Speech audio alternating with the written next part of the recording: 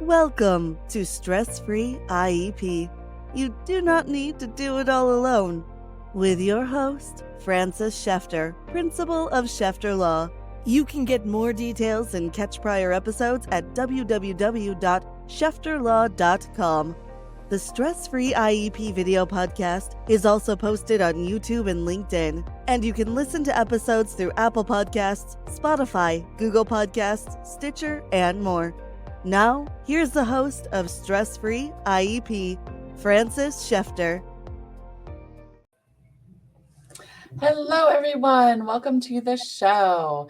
Today's special guest is a psychologist in the Sacramento area, and her name is Dana Jeffrey. Dana, please introduce yourself.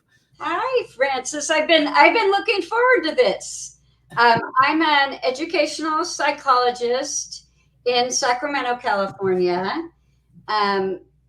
nationally certified school psychologist, and I have worked in the schools for 20 years in the public schools and have had my private practice in Sacramento close to 5 years.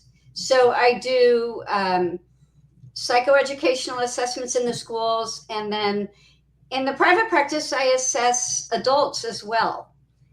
So I do a range. I do assessments, a range of ages, and a range of challenges, whether it's learning, autism. I think I've done a little bit of everything in terms of assessment. Yeah.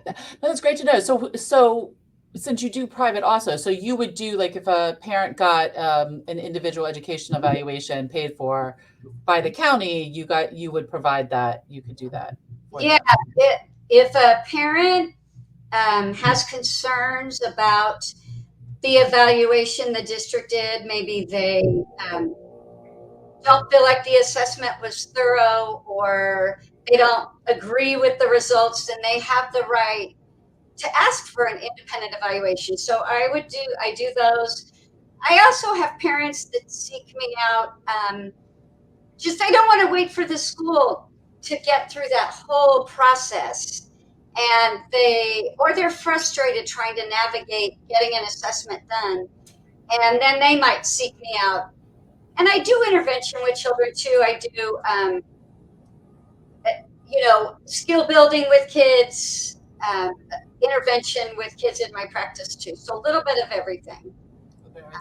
Yeah, no, it's good to know, because with the evaluation process, when parents don't always know if they disagree with the evaluation in the school, that they can ask for an independent educational evaluation.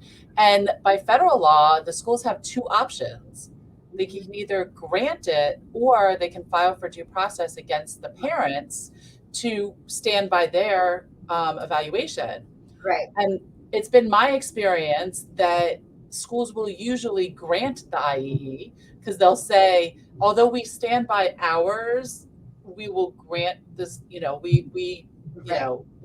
let the parents have it, because it's cheaper to pay for an IE than to litigate. Yes.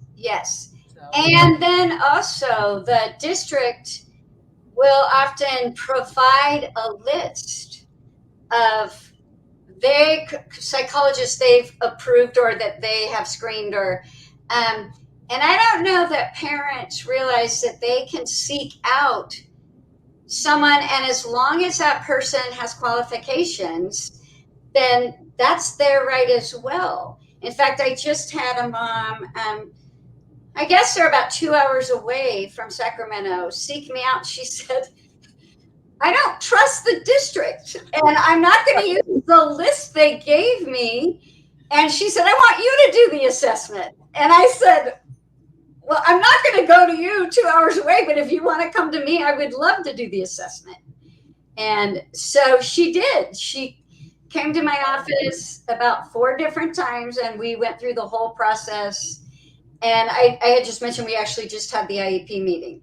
And I did come up with very different results than, and I had the luxury of time. I had the luxury of, to my friends and colleagues working in the schools, the caseload is so enormous sometimes, and the time constraints are so, and that's the one thing about doing an independent evaluation. You have the luxury of time, and you're not necessarily, you have to stick to that 60-day timeline that's in the schools. You can, an independent evaluation, you can kind of go beyond that a little bit. Right. And isn't it also like when the school system does it, and I love that you do it school system and private, because when the school system does it, they're only really looking at the educational stuff and the educational impact. Right. Whereas when you do it privately, you're doing a fuller battery and you can go a lot deeper, right? Well, I'm still looking at educational impact if I'm doing an IEE because it's for the district. But I can definitely delve in. I can get more information about what the referring concern is. Sometimes if you spend some time interviewing the teacher and the parent, and you take some real time delving into what the concerns are, you can develop a better assessment battery than you would in the schools when you've got this much time in a meeting and many times there's not that time to follow up and say, let me get more information about what your concerns are. They'll just dive into the assessment and cover what they need to. They're looking at eligibility, whereas sometimes doing an independent evaluation, you can delve in a little more. And for example, I had this little girl that I just finished with. The parent drove all the way. She had some struggles with anxiety in the classroom and keeping up. And so in my mind, I thought, gosh, there's a little bit of anxiety here. Her mom said, boy, everybody in the class finishes their tests before her, and she's the last one to turn in her test. And so immediately I thought, processing speed. This might be an issue. This little girl might have some issues with processing speed. And there can be a lot of reasons for that. Anxiety but the interesting thing is the district assessment. The district assessed the first time and the parents weren't real pleased. And so the district said, can we do a little more testing? Well, they gave the same battery of tests. And so but different, like not the exact same. Almost. Oh, and so then when they came to me, I looked at that and I thought, well, I have some questions here that aren't answered. I think there are some holes in this assessment. And when I got started, there were. And so she did have some challenges in processing speed in some other areas, but I had the luxury of time, and I did and the parents were very sweet after they said, you gave us so much more. This is such a richer picture than what the district. And the problem is special ed has grown exponentially, and we can talk more about that. But like I said, my colleagues in the schools, the caseloads are enormous. The time constraints working under are enormous. But yeah, I never knock the schools, for what they do, but it's different purposes. The schools, as you said, looking for eligibility and looking for what's happening in the school and what that impact is. And while you're looking at the school impact, you're also looking at life and home and the bigger picture when you do it privately. And so it is so much more for the parents. Yeah. Well, I think one thing that when we're talking about in ed code, in order to diagnose and make an educational diagnosis, there has to be some impact academically, but also I think it's important. This assessment that I just referred to, where the parents brought the little girl to me, drove about 2 hours each time. The mom was saying she keeps up in school. She's forcing herself to she compensates, but then she comes home and she just collapses because it's been so hard for her all day to push herself and try and keep up at the pace that the general ed classroom was moving at. And it just didn't seem sustainable to me, especially she was in 4th grade the pedal hits the metal in 4th grade, things really amp up. So I've had a lot of those cases, and the school's pushing back, but they're fine in school and they're fine in school. And I say, but that's because they can mask it and then they fall apart at home and the parents have to put in the supports. Whereas if the supports were in school, right. and, the teachers look at me and give me the, sometimes agree with me, sometimes don't. And then I put it in the context of what do we do as adults when we've had a really rough day, but we had to stay at work. We had to do what we had to do because that's it. What do? We go home and have a glass of wine, or go for a run, or, like we have the outlet. The kids don't, because then they get home and they have to do homework and they have to do this and they don't have an outlet like we do. And they need the supports to learn how to handle it. And Right. usually I see light bulbs go off on a lot of the teachers like, oh, because it finally makes sense because it's relatable.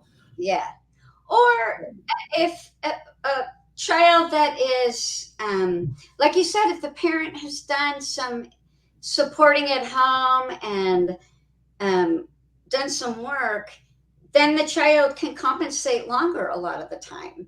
They've developed some tools, and it is our special ed, our model, and doing assessments is based on a medical model. So when you go to the doctor's looking for something wrong. He's checking your blood pressure and your heart rate, and he's looking for something wrong. And that's the sad thing. When I do an assessment, it's based on a medical model, and I'm looking for what's wrong. And the longer I do this kind of model of deficit thinking is I really think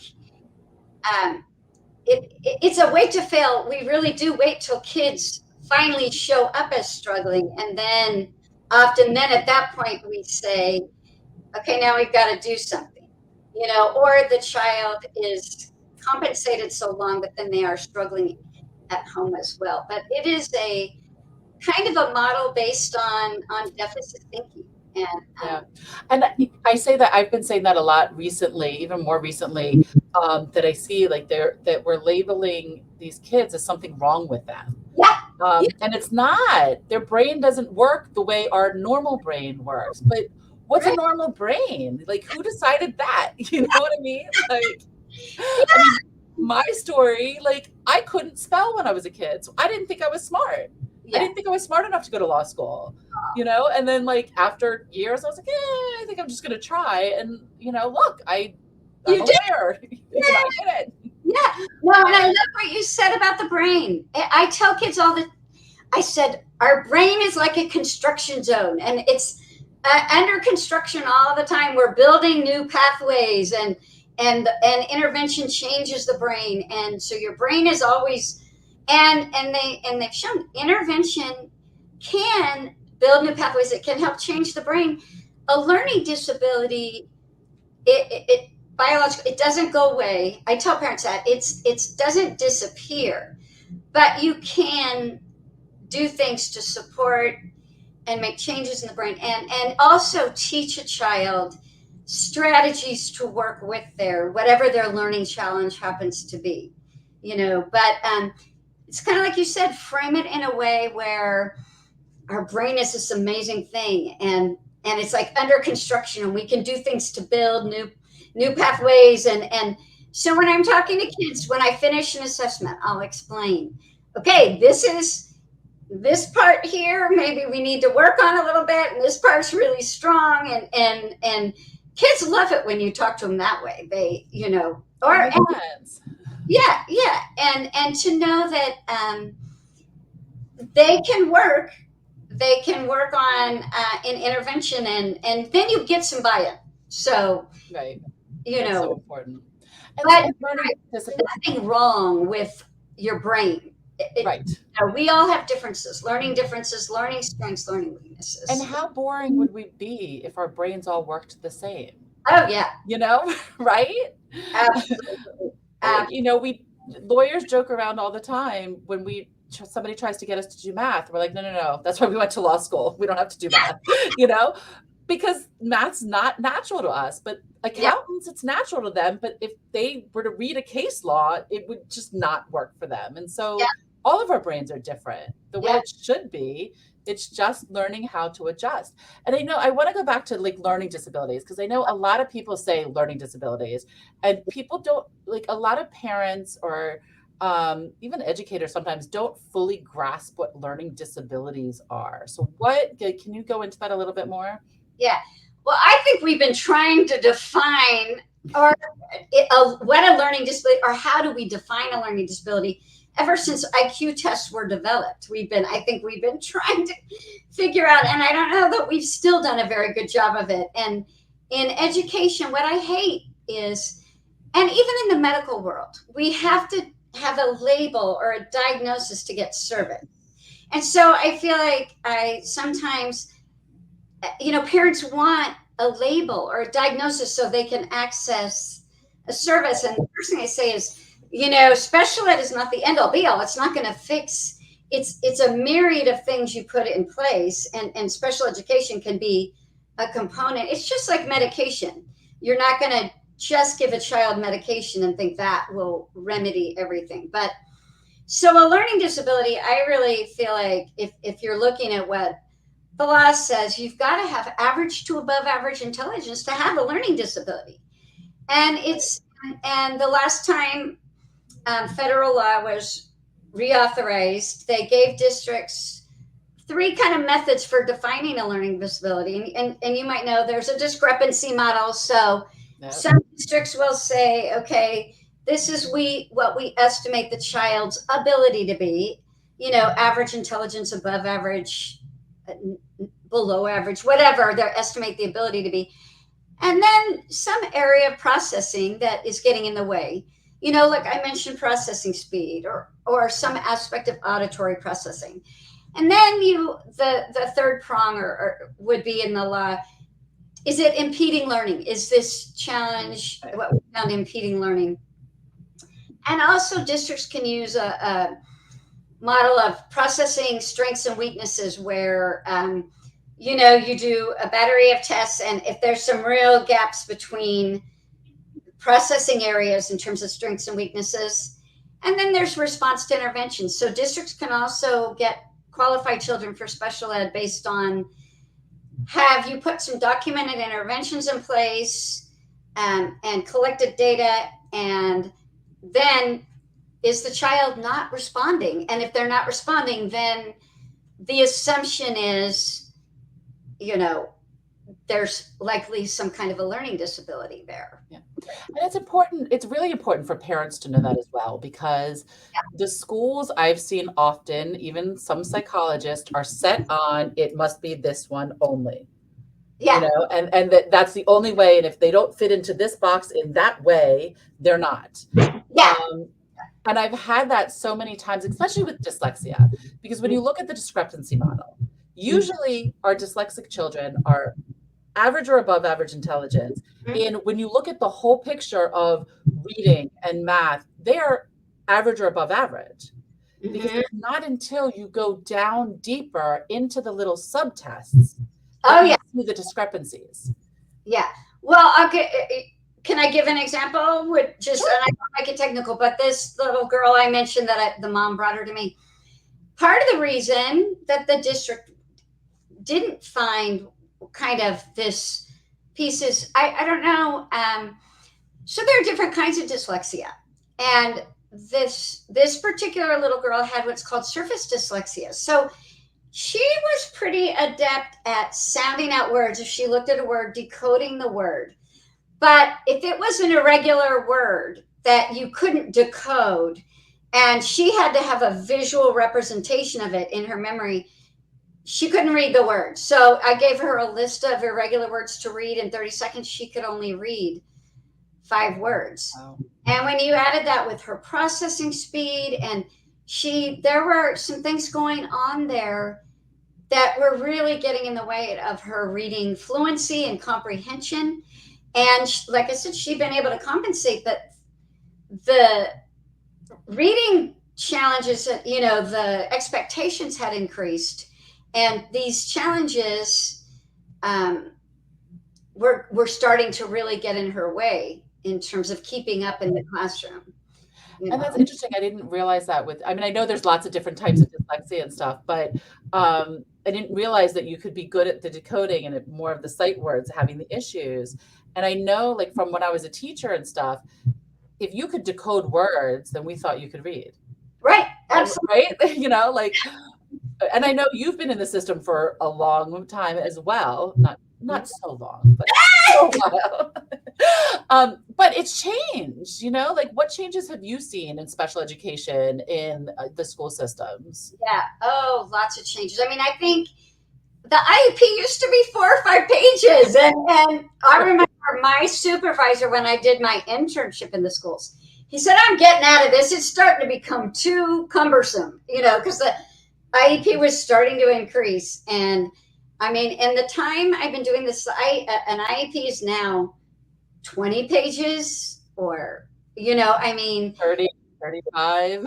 Yes. I mean, and also I would say the number of kids we're putting into special ed. I mean, ideally, 8 to 10% of your population, whether it's the school population or the whole district, will be receiving special education services. But that's not the case in a lot of districts. The percentage of kids designated as special education has increased so much. It's grown exponentially in the time I've been doing this. And does that mean we've got more kids with this? I hate that word disability, but more kids with disabilities? Or are we not doing a good job at that universal tier of instruction supporting kids so that for example, I'll just go back to this little girl again, who it was harder to find this surface dyslexia. Now, the parents brought these concerns up in 2019 before the pandemic. Wow. And the district, there wasn't much intervention put into place, if any. So by the time I did an assessment, if this had been just some general ed supports have been put in place in 2019, then I don't think this little girl maybe would have needed to be in special ed. But I think sometimes, because we're looking at deficits and it's a medical model, sometimes things go on longer than they should, and intervention really needs to happen early. I think just like with autism, the earlier you intervene, the better.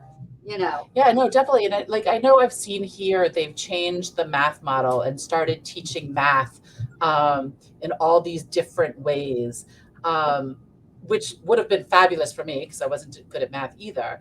But it seems like reading has stayed teaching the way they teach reading. Mm-hmm. And, everybody's talking about Arthur Gillingham and Wilson method and all these methods of teaching dyslexia, where if the teachers were trained in that in regular ed and could teach that way, it's not like kids that, like all kids would benefit. It's not like only kids with dyslexia can learn that way. It's just another way. Good instruction is good instruction. I mean, all kids. But I think most teachers, at least kind of my experience over the years working with teachers, and I've worked with some amazing teachers, and they are taught to teach sort of to the middle. So it's not just kids with learning challenges, and gifted kids have learning disabilities too. So it's, what do you do with those kids that are sort of outside that norm or that middle, that I think most teachers aren't taught how to meet their needs.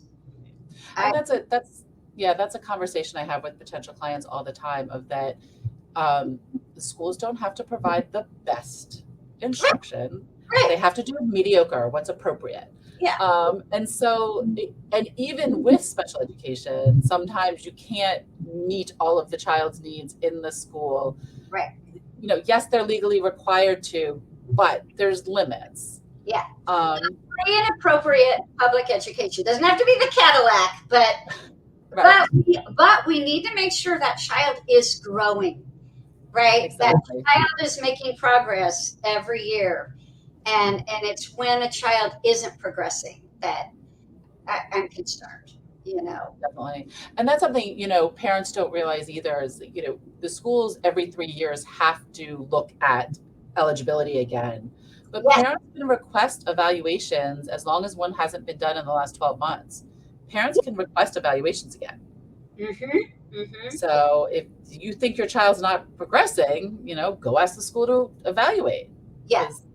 Well, and I think too, what I've seen is I've sat in meetings where the goals get written for whatever the challenge is, and often they're goals that really aren't tailored. They're sort of general goals that aren't maybe tailored to that child's specific challenge. And I don't know, sometimes I wonder if the goal is really understood by the teacher and by the parent. So I always tell parents, if you don't understand the goal and what it means, then how are you going to know whether your child is at the benchmark and beyond, whether that child has progressed? You've got to understand really what they're working on. Right. And I say that often to the parents, like, you need to ask. If you don't understand it, you need to ask. Yes. Because, and that's right, because, there are so many parts to the IEP and so many different areas that parents need to know. And I know we've talked about it before, the procedural safeguards, like, they're given this, here are your procedural safeguards in this 34-page book. And, like, they're supposed to know all that. And that, I'm going to pause us for a minute because I have a special offer for parents about procedural safeguards. Okay.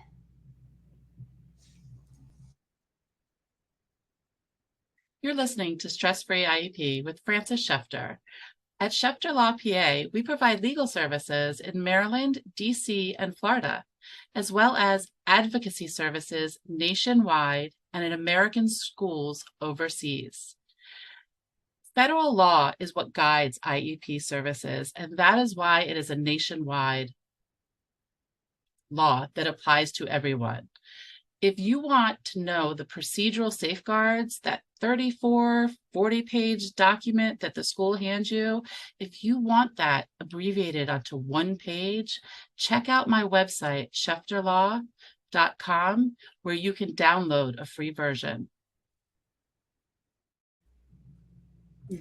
Thank you. Yeah. So, I mean, there's so much for parents to know. What is, but let's, putting it in what you do, what should parents know about the assessment process?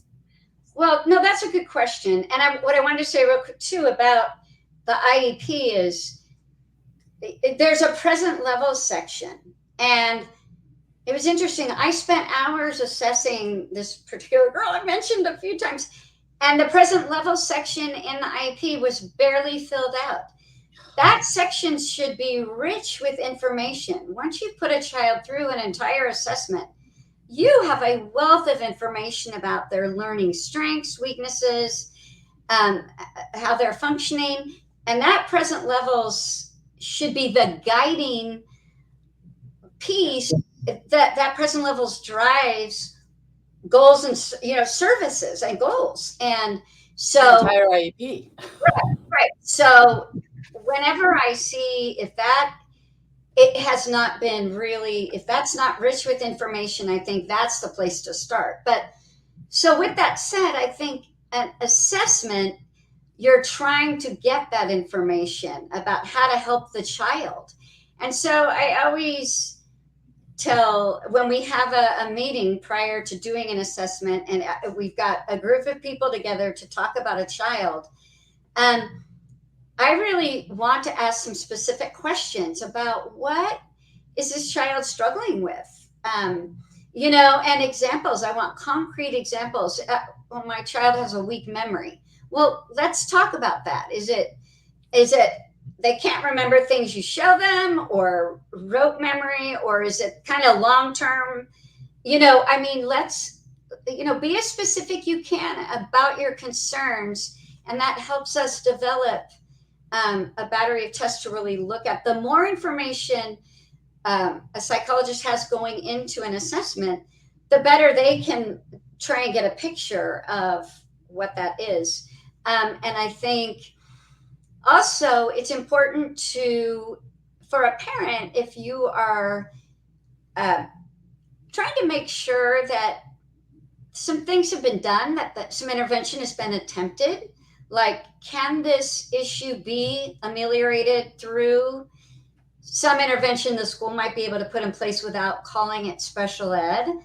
And at home, let the school know, hey, these are some things we tried at home and it doesn't seem to be helping, or these are some things we tried at home that have helped. So consider, it really should be a collaborative process between home and school to help this child. And an assessment, like we said earlier, is really looking, once you get to that point, then you're talking about a disability, you're labeling it a disability. And which again, sometimes that needs to happen too, but it would be unfortunate if nothing were tried. And sometimes that happens where a child's been failing long enough that a parent will say, I want an assessment. I'm ready. So yeah, I was gonna say I have a lot of people that come to me that the school gives pushback about assessments, and they'll say to wait and see, or oh, we need to put in some strategies. I mean, it even happened with my own child when she was in preschool, and they're giving me this back and forth that they didn't know what I did for a living. And so I was like, well, here's the research-based instruction strategies that I've been doing at home and that the preschool has been doing. And they're looking at me like, how does she know all this? Yeah. And then I, introduced myself, and of course they gave me all the assessments once I told them what I did. Yeah. But you shouldn't have to. No. As parents, I tell them all the time, parents, trust your gut, trust your instinct. Think through everything you do at home for your child, because guess what? Those are interventions. Yeah. It doesn't only have to be school interventions. And make your arguments and push, and don't take no for an answer. Yeah.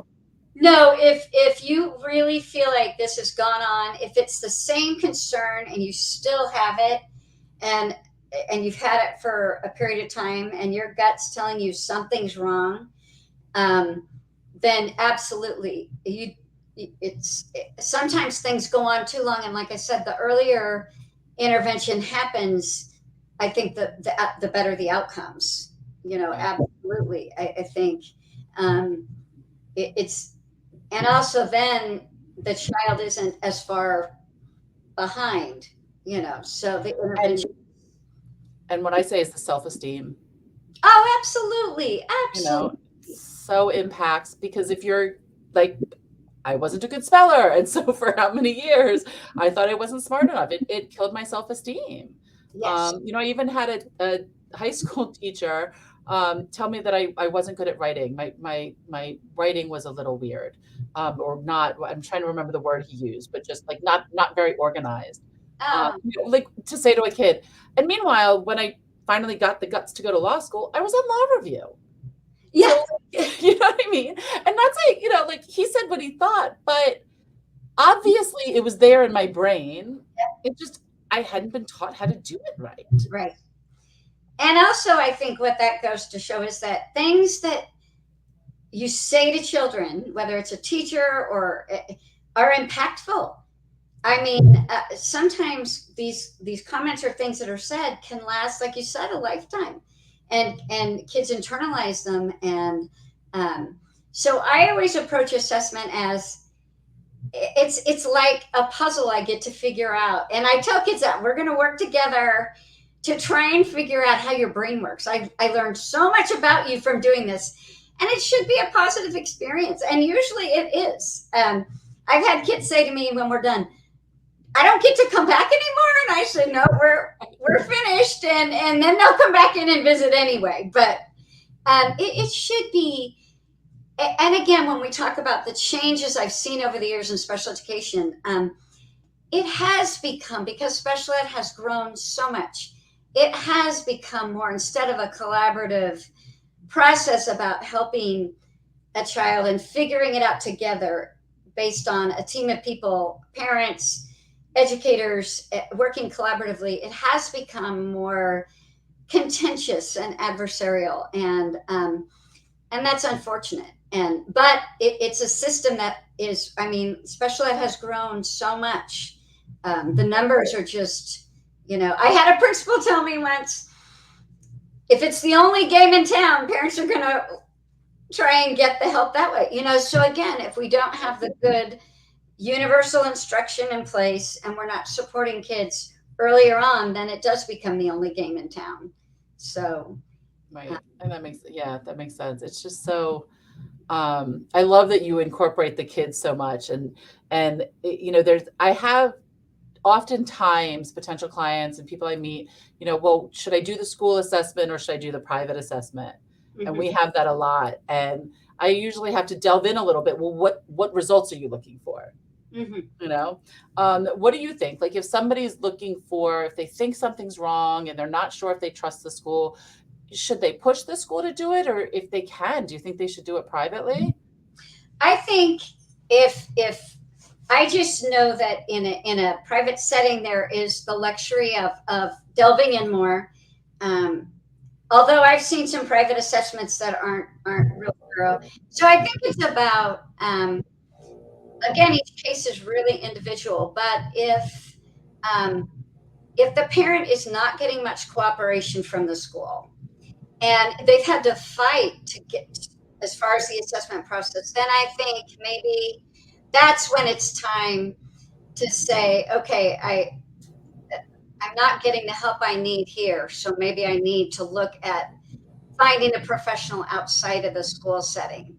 Or like you bring a professional with you to a meeting and have the school do it then, and knowing that you have some backup. And it's too bad it has to be that way, but sometimes in order to get an assessment done, or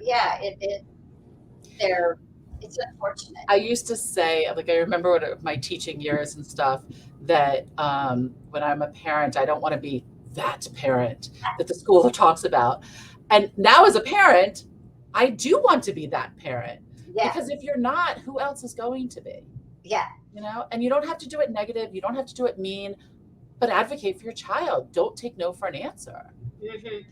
And, talking about when you said that some of the comments that teacher made stayed with you, and so in a private practice, I also work with adults. I assessed a woman who was in her second year of law school, and she suspected all along she had a learning disability and compensated all the way through school. So sometimes, going through life feeling like something's wrong and you don't ever have anybody really explain to you, yeah, this is what's going on, and this is your unique brain and how it works. This is why you struggle with this or that. This is why this or that is hard for you.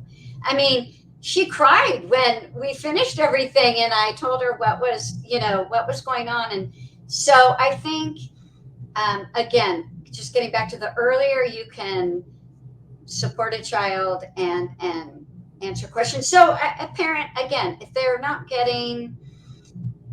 they feel like the school district is really pushing back and not being collaborative, then sometimes, but not all parents are able to do that. I mean, I've worked in schools where the parents, that's just not an option to go seek. Right. Although sometimes insurance does cover it. So in some instances. So yes, to look into that. Insurance covers some of mine. So that's something a lot of parents don't know. I had this parent go back and look at their policy, and it actually said psychoeducational evaluations were covered. So, and she did get it covered. So that was great. Yeah, and that's something like, I tell parents sometimes that if you're getting so much of a pushback of the school even assessing your child, it's going to be a battle to get eligibility, to get the IEP right, and all of that. So sometimes it makes sense to do the independent evaluation first, because you don't have to fight for that. And then it saves your energy. Let's fight for the eligibility and keep going. And sometimes it works, sometimes it doesn't, of course. But it's, this is your child and the rest of your child's life. Yes, absolutely. And especially a child that has a lot of years to get through school, And this woman who was in law school that contacted me, I mean, had this been identified much earlier, that might have made a whole difference in how she, saw herself and her learning pattern. So, yeah. Definitely. I feel like we could talk all day. I'm just noticing the time, and I'm like, But so I know you said that the people drove 2 hours to you. Do you only do assessments in person? I, since COVID, these test companies, a lot of them have come out with tests that you can administer online, and a lot of psychologists are doing them online, trying to do a full assessment online. I prefer not to. I feel like I get so much rich information from spending time face to face with the child, or the adolescent or the teenager or the adult, and watching how they approach a task, their frustration level, anxiety. I learn a lot about their behavioral patterns, and not just their brain, but it's just like I've done counseling online, administer counseling services to kids. And I really prefer the information you get from doing an assessment in person. I feel like is much richer. But yes, I can do them online, but I much prefer doing them in person and having that opportunity. This family brought that I assessed this little girl I keep mentioning. They brought the dog, the rabbit. I met the sister. I had everybody in my office, and that's great. I got a lot of information about the whole family and this child's world. Which makes sense, because it's and then we could go in the whole thing of the nature versus nurture, and cultural and all that other stuff. It could be a whole nother show.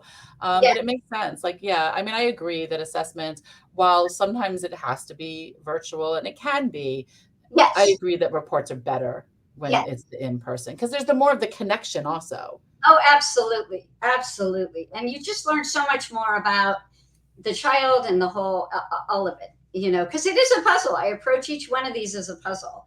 And I know this has gone fast, and I was going to say, we talked about that.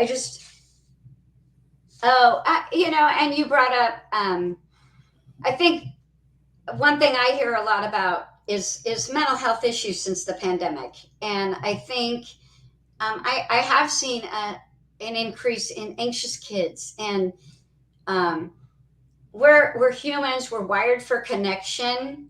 And I think the pandemic, none of us, adults, children, we didn't get the connection that we need as human beings. And so kids weren't able to connect and express their feelings. And so I think that's something else as a psychologist can, I love that piece of working with kids, is helping them identify and express their feelings, and tools for processing their emotions, because I feel like that's such an important piece in terms of learning challenges. You can't teach a kid that's not ready to learn. If there's anxiety, if there's an emotional component going on, you really have to address that as well. So I don't think we could get through this show without talking about that piece of it, because I think that, and I also think that when we talk about changes I've seen in my career, I more trauma, kids that have experienced more, our world, there's a lot more going on in our world, and kids that have experienced trauma and are bringing that trauma into their learning environment.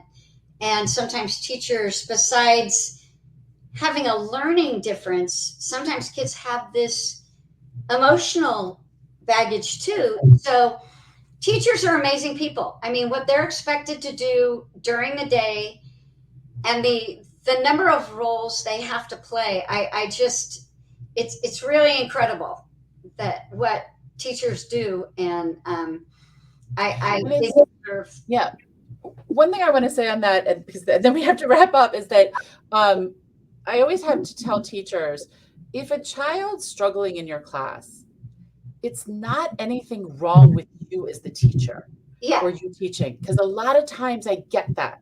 I'm doing the best I can. We know that 100%. This child learns differently. It's not on the teachers. It's just the child learns differently, and let's find out how to get the supports in place, not only for the child, but for the teachers as well. Yeah. It helps everybody. Yeah. But this is awesome. I definitely need to have you back on the show because we could do the whole nother one on the mental health issue. Fun. Thank you so much for being on the show. And I know we're going to have all of your links in the show notes so that people know how to get in touch with you. And if you get to California, Frances, I will take you to lunch or something. Definitely. Definitely. Thank you. All right. You've been listening to Stress Free IEP with your host, Frances Schefter. Remember, you do not need to do it all alone. You can reach Frances through schefterlaw.com, where prior episodes are also posted. Thank you for your positive reviews, comments, and sharing the show with others through YouTube, LinkedIn, Apple Podcasts, Spotify, Google Podcasts, Stitcher, and more.